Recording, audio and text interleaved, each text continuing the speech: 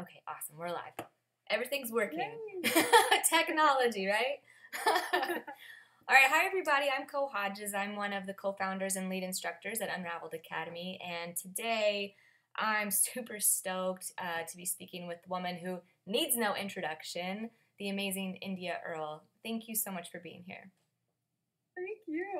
That's like the nicest intro anyone's ever given. That's not possible. That's not possible. You're the sweetest ever, and thank you so much for being here. Truly, I know you're super busy. No, I'm excited. It's gonna be so good. So I want to dig right in. We're gonna go a little bit off your normal topic, like we talked about. I know you've been interviewed a bazillion times, and we wanted to do something a little bit different today. So we'll dig into that. But first, will you tell everybody kind of about your beginnings, when you first picked up a camera and why? Okay, so I actually don't remember when I very first picked up a camera. I should have. I do remember though. I was 13 years old or 14, and my mom had a little point and shoot, and I would just go around taking photos with it everywhere. And I would take photos of literally anything and everything. I would do the self-timer pictures and stuff like that. Yes.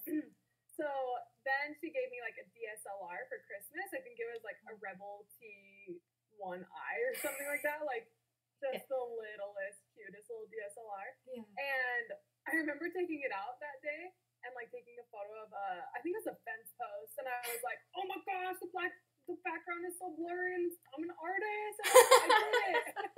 But yeah, so then I basically got really into doing self-portrait projects, which is really funny to think back about now because I would never set up a camera to take a photo of myself like that. But right. yeah, so it was back in the Flickr days when Flickr was huge and people did these 365 projects. Yes. Do you remember those? Oh yeah, I did 2 of those. That's amazing. That's impressive. I would always get 80 days in and then give up. It's hard. It sounds easy. It's so much work. It's so hard. But I did lots of oh my gosh, what's the word? It's dreamy. Oh, it's where it's a lot of photoshopping composites put together. What surrealism? I think it's surrealism photography. Yeah. Conceptual photography. Yeah, for sure, I was floating in every photo, and there was always clouds photoshopped in, even if I was inside. So, yeah, okay, that is art. Yeah. I've actually just been slowly degrading since then. Oh my god. Back to that. But yeah, so that's how I learned, and then I started taking photos of my friends, and then I started taking photos of doing senior photos, their families' photos, doing tons of kid portraits, newborns, and oh my gosh, and kids hate me, and I was this is not my calling. But then my cousin that I didn't even know well, asked me to shoot her wedding, and I was like, are you sure? You sure you're 15? So, but yeah, so then when I was 15 or 16, I shot my first wedding. Oh my god. And I just loved it, and I had so much fun, and I started shooting more and more. And I was just I connect with couples, that's what I want to go with. And then I went to college for 2.5 years, and I tried studying photography for I think maybe 2 semesters, and I just hated it, and I didn't feel like I learned anything, and I was just I don't know. I was super bummed out about it, and then eventually I was just I think I can learn more on my own. I think that's more my learning style, because at least in the program I went to, they would just tell us to order a book off of Amazon of intro to photography. This is shutter speed. Here's 6 chapters about shutter speed you already knew. And for sure. Yeah, and it was I was just oh my gosh, this is such a waste of money. I could put these thousands of dollars I'm putting into college and put it into a business, and I just think it would work out so much better. Yes. Up until then, it was just a side hobby for me. I was just, I don't know. It was just a little side gig, and I really didn't have a business built at all. Yeah. And I was just I'm just going to drop out. And so I just dropped out. My mom was like, okay, good luck. Like not stoked, but like kind of supportive. Yeah. And then like that year, so I dropped out in January, and that year I shot 70 weddings. I think it was like 70ish, which was like 70. I was charging like no money at all. Right. But still. And so everyone's like, oh my gosh. And in my mind, I was like, I'm the best photographer ever. Right? No one wants to hire me. Probably because all my packages are under $800. Right. Okay. So, that's basically how I got started. Oh, that's so really amazing. Long story of when I picked up a camera. I love the beginning stories, because how amazing for you as a young person to find out on your own that college wasn't it for you. You know? Because I have 2 bachelor's degrees. Oh, congrats. Oh, yeah, you're... Thank you. No, but the really crazy part is like, and I'm older than you, but when we grew up, it was like, it doesn't matter if you have money or not. Like, the goal was to go to college. And my parents were like, we don't have the money to send you to college, so you better be good at something so you can get to college on scholarship, right? And that's always the ultimate goal, because that was just the end all. You go to college and you're going to be something. And that didn't necessarily pan out with my first degree. And I was back waitressing, bartending, hustling to make money. And I think that, and I talk about this all the time, about how I feel like we're in a shift, and it's towards not necessarily spending $100,000, which is the normal amount of debt in the United States for over half of the population who graduated with a bachelor's degree. $100,000 worth of debt. Really?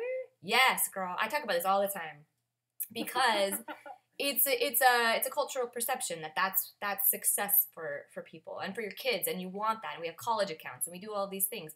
Doesn't mean that it's for everybody. So I'm like really, really impressed that as a young person you did that for yourself. Even with like moderate support from your mom. Yeah, she always wanted me to like pursue photography, because we kind of started photography together. So she's a photographer too. Wow. And so she kind of like got it, but she was like, I don't know, she like basically got I don't know, she got divorced, and then she like didn't have a degree, and she couldn't get a job or anything like that. And so she was like, you need to get a degree so you can take care of yourself in case, like, you can't rely, like, on husband or anything like that, because, like, in her, like, just in the older generation, that's kind of how it is, at least in the state that I grew up in. Like, very conservative, like, and, it's, like, the same thing, like, it was just, like, a pathway that everyone would follow, where, like, they would, you graduate from high school, and then you go to college, and you get a degree, and then you get married, and you have kids, and you buy a house, and then you're done, and then you work until you're old and gross. And I was just like, no. Yes. No. I hear you. I get it. No. Old and gross. That's the best. I'm going to quote you later. Old and gross, India Earl. It's true, though. It's like, watching what, and in the 80s especially, I feel like for me, there were so many women that were going to the workforce and starting and like really career driven. My mother wasn't one of those, so I watched like what the outside world was doing, but she was very much stuck in like that perception of like, okay, I have a degree, but now I'm married, so I'm going to stay home and do this, but like, as I got older, I was watching her friends slowly but surely, due to the percentage of divorce, and I'm a divorce too, so I'm one of those, statistics, is these women who really could not, like, rely on somebody else for their well-being, for their financial stability. Like, it's really, it's a dire situation for many. Mm-hmm. So I honestly, I'm proud of your mom for telling you that early, because that wasn't a dialogue that we had in our house. A very conservative house as well. But it was like, it was okay to be dependent on somebody else, a man, Yeah, it's like, and I feel like it's cool because, I mean, like, the world we live in now, it's like, we can be so independent on our own, and, like, we don't, I don't know, it's just like, and, like, it's not really a thing to be a starving artist anymore, because we can all be so connected with the internet, and, like, I don't know, like, if I was a photographer, like, 20, 30 years ago, like, I would be showing up to people's, like, just getting the altar photo and then like a wedding cake photo and a family photo, then leaving. Like that would be it, and it would just be like all in my hometown. Right. But now it's like being a destination wedding photographer wouldn't have been an option back then. Like, wasn't a thing. I don't know. It's just like a really freaking cool time. It's a really cool to time. be a photographer. It really is. It really is, and it's become more accepted as a profession too. And you're a part of that. You're a part of that shift, which I'm. It's cool to watch. Thanks. No, truly, like you are a role model for a lot of people, specifically young women, and that I'm proud to even be talking to you because I have a daughter. She's 7. And I'm lucky that I'm surrounded by women like you. Do you know what I mean? So they can see, not just from me, but from other women too, what it can be like. Because it didn't always used to be like this. So No. Yeah. It really is a really cool shift in, right. I don't know, just in everything. It's cool. Yeah, we're in good times. Better times. Getting better. Right. Let's talk a little bit about relationships. I know this is not something you typically talk about, so I'm excited to talk about it today.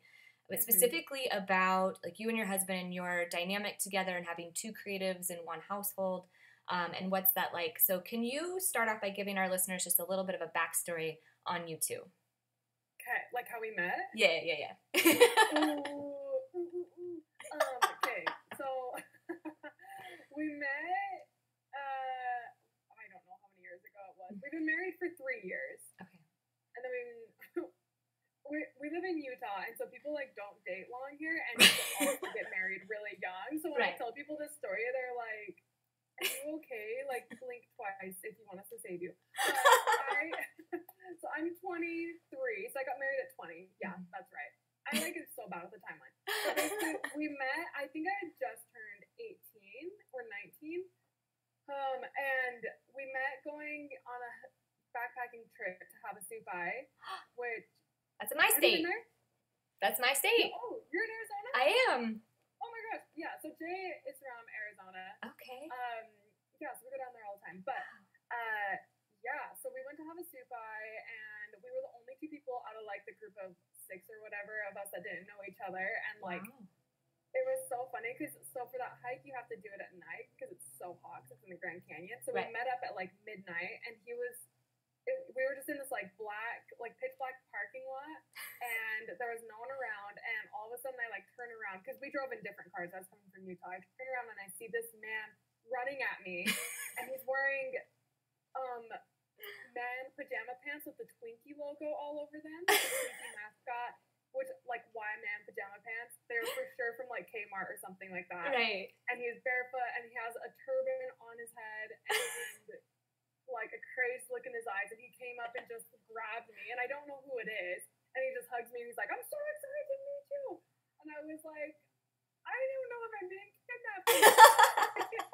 He basically was the best thing ever, and it was funny because like the first day on our trip there, we were at this like really tall cliff. It's like the tallest like cliff for most people to jump off of. I mean, people can jump off the really tall ones, but it's really dangerous. But it was like 60 feet high, and like everyone was kind of like standing around like looking at it, being like, "Oh my gosh, I can't do it. I can't jump that high." And I was like, "Jay, I'll marry you if you jump off this cliff." And he just looked at me and then just went and jumped off, and like he threw a gainer, and I was like, "Oh, that was hot." Yes, it is. Yeah. And then after that trip, he was in Arizona, I was in Utah. Yeah. And he just had a really strong pull towards Utah, and we weren't even like romantically interested in each other. Like it was really just a joke me saying that. But he ended up just like selling all of his stuff and then quitting all of his jobs a couple weeks after that trip, and then he just moved up to Utah. And I was like one of the only people he knew in the small like college town that he came to. Yeah. And I was living in my car that summer, and he was living in his car. And so then we just lived in our cars together. And then we started making out, and now we're And then the making out started. Yeah. Very important detail. Right. Because, you make out and then you get married. Yeah, it's just one of the steps. Yeah. Oh my gosh, it's amazing. That's not the normal we met in college story. Like, it's so good. I love it. I think it's a good story. So he's a filmmaker, yes? Oh, yeah. Right. Back on that. Yeah. So he went to hair school at Paul Mitchell, and he graduated, opened his own barbershop. It was, like, super successful. Wow. He is, like, an incredible cosmetologist. Like, he used to do my hair. He's so good at balayages, even though he, like, refuses to touch my hair anymore. What?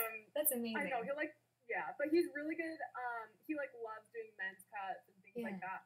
And so he did his barbershop, and I started getting, like, all these inquiries for traveling and things like that. And I was gone all the time. And then, I don't know, we just kind of came to a point where he was like, I think that I want to, like, travel with you, and I'm going to sell my shop to my business partner.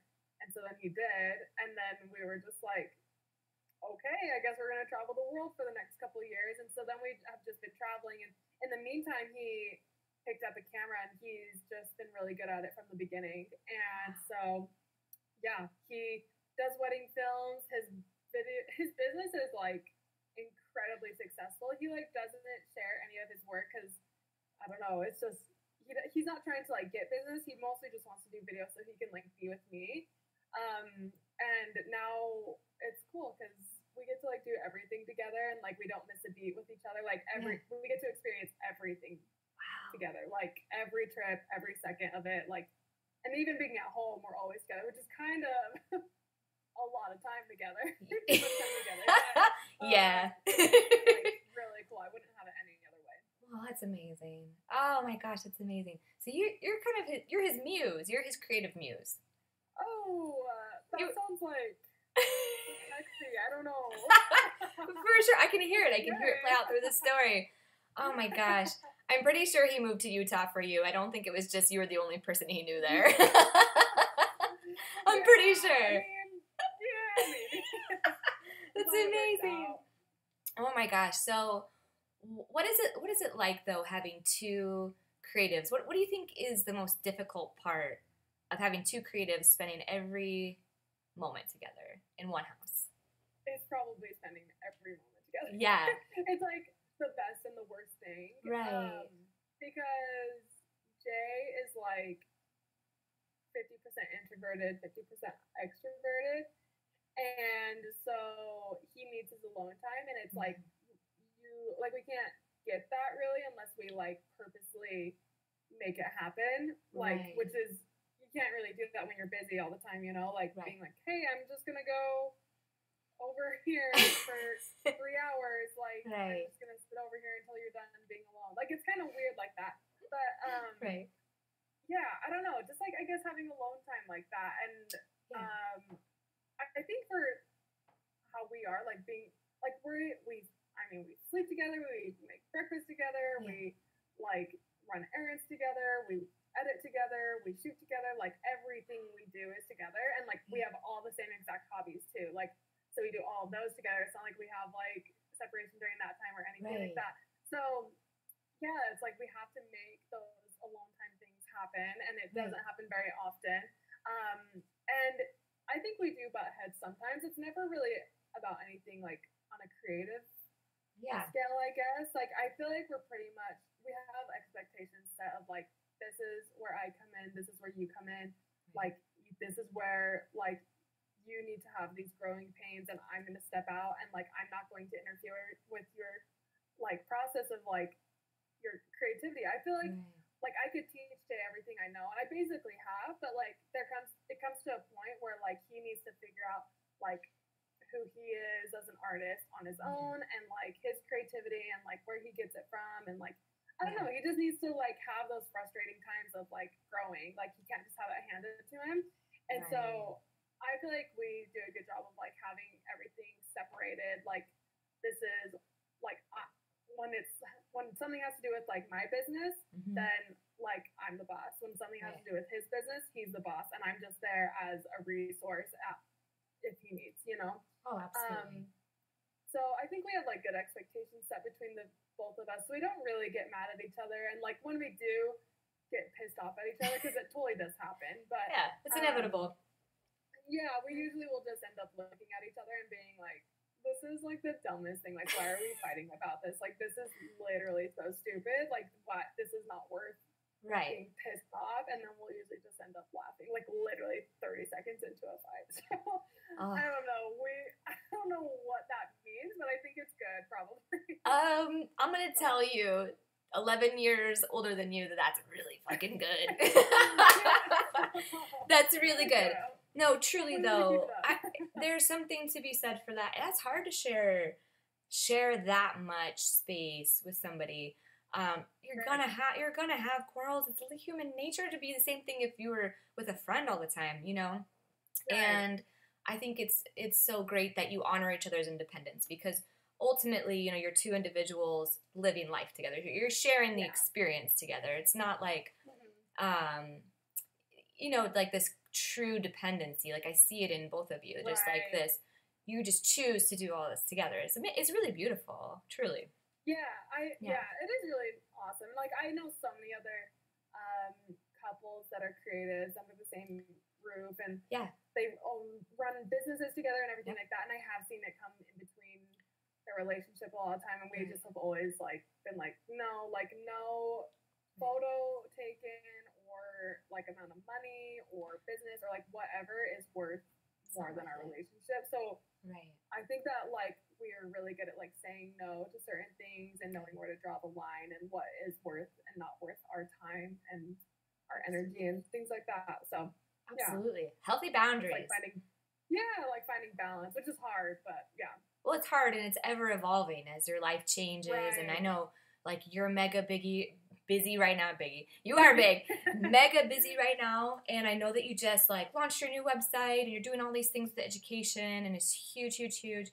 Let's talk a little bit about that right now. I mean, you're killing it, and it's honestly so much fun to watch. I've been watching it for the last couple years, and I'm like just so inspired by you. I know you inspire so many people, and I really love your bold statements, especially on your.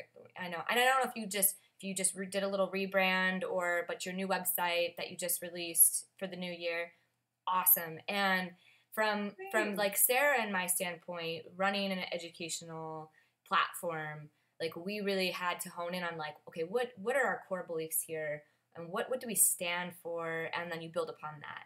And we just loved what you said. We just loved so much about what you said. And maybe you could tell everybody a little better than I can, just about what your true core beliefs are when it comes to photography education, and why you give in the way you do. Yeah, I mean, I don't know. I feel like everyone's heard the term like community over competition, and like people throw it around a lot, but like truly that is like what I don't know. There's just so much power in community, and like having, you know, your people, and like finding your little tribe of people that you feel like you can trust and be yourself and learn and grow in a safe place, and not feel like, oh, it's like super cutthroat, or like I need to be really careful what I say, and like certain things like that. Because when I was learning, like in that like year that I had dropped out and like basically become a wedding photographer, I didn't know what I was doing. Like I would just look on YouTube. I would like Google stuff, and like back then, like 5 years ago, there was no online resources for photography education, like none at all. And I would reach out to photographers in my area for help with things, ask them to mentor me, offer to pay them to mentor me, and I would just get shut down. People would write back really nasty messages of just being like, no, like these are my secrets. This is what I've worked so hard for. Like I'm not just gonna hand away my business to you. Like that, I can't believe you'd even like consider like asking me, and like things like that. Like it was just kind of like I felt super alone. Like I had no photography friends. And like that just sucks. And like it was really cool seeing this like whole shift of the industry where like all of a sudden like people started sharing those things, and they were happy to help each other like learn and grow, and like the mindset of like building one another up rather than like cutting one another down, to like for all of us to grow and be better and like make more money basically, and be able to like be the photographers that we want to be. Like that was just like so, I don't know, for me it was like really revolutionary, because I hadn't had that. I had the complete opposite spectrum of it, and I just was really grateful for like the community that began to grow, that like was just full of like positivity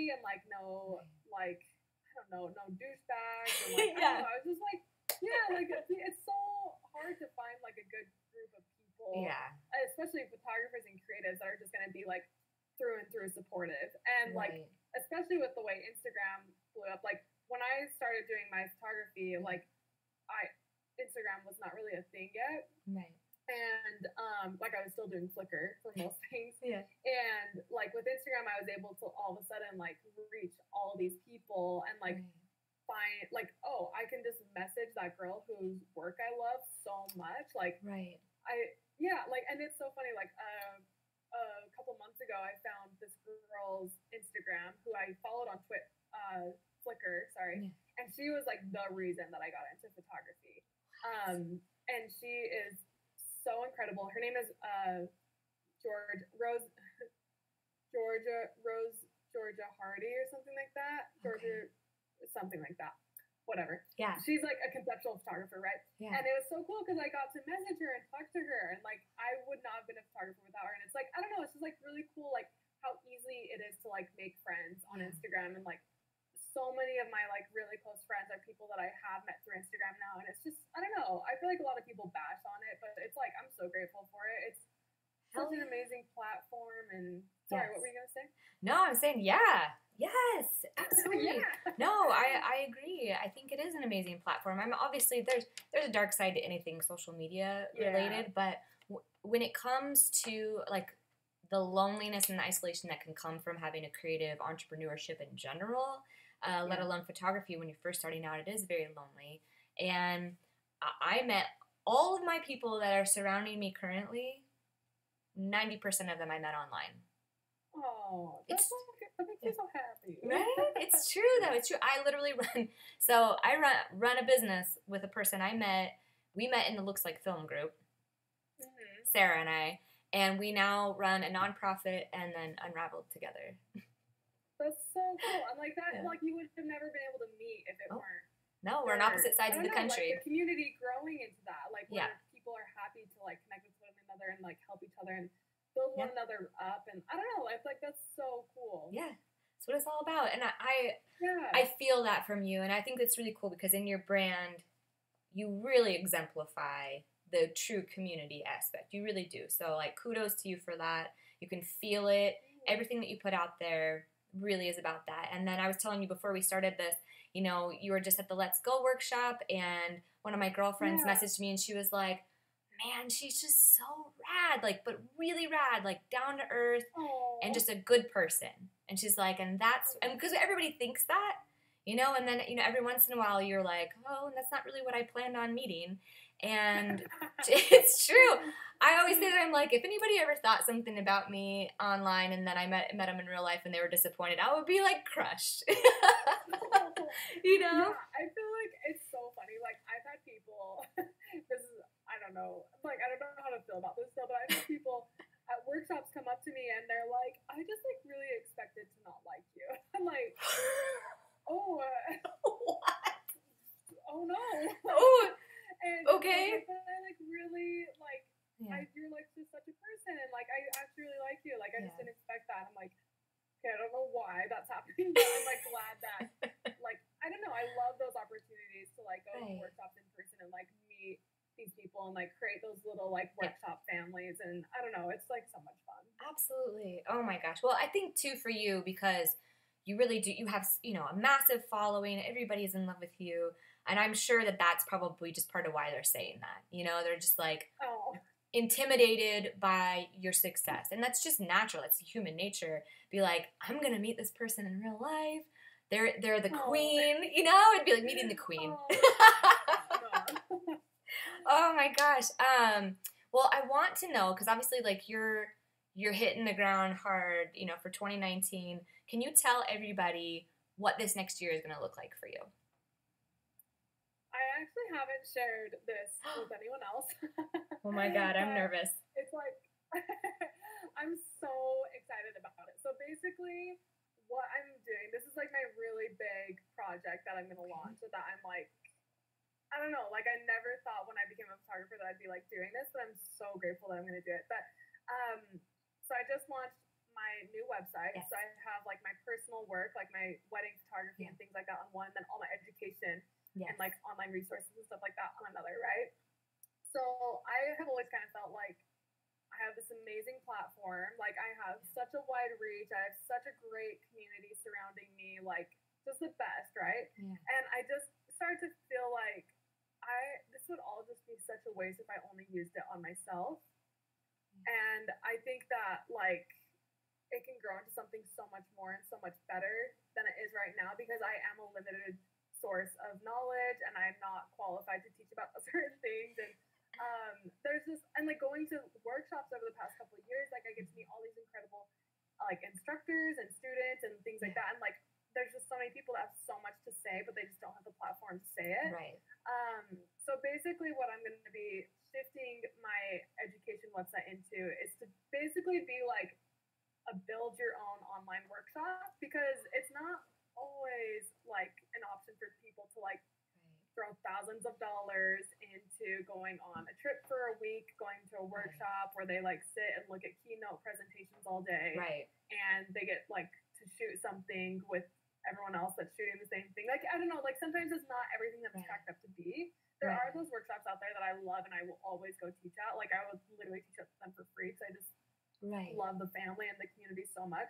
But like, it's just not always an option. Like there's people who are moms, like you can't leave your kids. Like you have another job, maybe you are so busy, you don't have the money. Like, I don't know, there's just so many things. And like online workshops and education isn't really a thing yet. And so my website will basically be like, it's like a workshop that I'm hosting. I'm bringing on the people that I know are fucking incredible teachers. They're so qualified to teach about what they're teaching. They're like, they have so much to say, and like, I don't know, it's just like giving them a place to say it. And like, so I'm going to be partnering with like the people that I trust a lot and love very much and have learned a lot from, and who have inspired me, and like a huge community of photographers over the past few years. And so, just like making it so that when, like, if you wanted to like learn like this from this photographer and this from this photographer and this from this photographer, you can go to one place and get all of that, and it's like way more affordable and like it's just like budget friendly, and you can like work at your own pace and do it from home. And I don't know, it's just, I'm really excited about it. So I have like a group of people lined up right now that I'm going to be launching in the new year, of who's going to kind of be like my new team. And I'm going to be like consistently adding new teachers on. So yeah, that's basically, it's like really messy right now, but that's like the gist of it. That's fucking amazing. Congratulations. Oh my gosh. You know, I love your entrepreneurial spirit. And I love that truly it comes from a place like a really good heart. And like that it shines through, like just doing what we do and seeing, you know, tons of different entrepreneurs or, you know, business owners and creatives. It's really obvious to me now who does it with the right intentions. And I'm just so thrilled for you. That's amazing. Thanks. I'm really excited about it. Oh my gosh. Well, can you tell everybody, and I will link this in the show notes too, where they can find you to learn more about that? Yeah. Okay. Yeah, cool. yeah.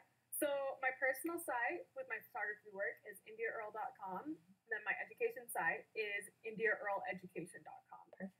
All right. Yeah. Amazing. You guys, I know you already know who she is, but I will still link her Instagram in the show notes, and go check out her website, follow her journey, see what she's up to. She's rad. Thank you so much for being here, honey. Oh, thank you so much.